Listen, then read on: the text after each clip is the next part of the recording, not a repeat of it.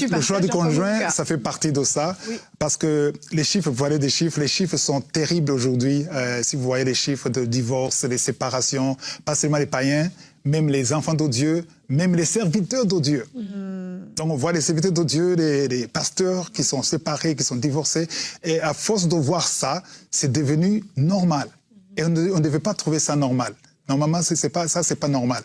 Alors, ce qui ne marche pas, c'est quoi? C'est que il faut comprendre que le mariage est un projet. C'est ça. Donc, le mariage est un projet. Alors, si tu ne comprends pas que c'est un projet, tu ne vas pas prendre ça au sérieux. C'est ça le problème. Alors, je ne sais pas si, à propos de le projet, c'est quelqu'un qui a un projet. Quand on parle de projet, le projet, c'est quoi? Le projet, c'est-à-dire que c'est comme un architecte. Un architecte qui a donné un projet d'un bâtiment qui va être construit.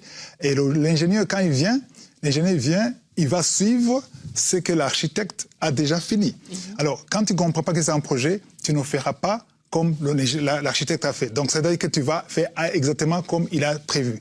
Donc, si Dieu a préparé le mariage, c'est que tu dois chercher à savoir qu'est-ce que Dieu pense du mariage. Voilà. Donc, si je parle des choix de conjoint, les gens aiment qu'on laisse le choix à Dieu pour faire autre chose, mais on ne laisse pas le choix à Dieu pour faire concernant le mariage. Je ne sais pas si vous avez vu que quand on parle du mariage, ça on dit non, ça c'est moi qui décide. Mais quand c'est autre chose, oui, je peux décider. Donc, alors, ce qui est important ici, c'est de comprendre qu'est-ce qu'il faut faire pour le mariage. Est-ce qu'il faut prier pour le mariage? Moi, j'ai entendu des gens qui disent qu'on ne prie pas pour le mariage. Oui. Il y a des gens qui disent